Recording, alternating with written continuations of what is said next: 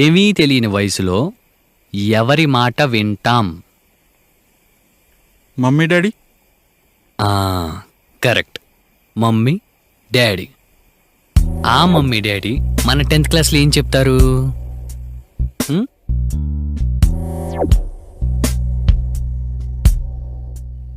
ఏ విజయ్, ఆ బ్యాట్ ఏంటి? ఏం చేస్తున్నావు నువ్వు 10th క్లాస్ చదువుతున్నావు తెలుసా? 10th క్లాసే లైఫ్కి బాగుంటాయి.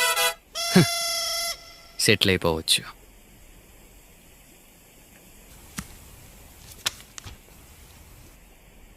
Board of intermediate. మరి ఇంటర్లో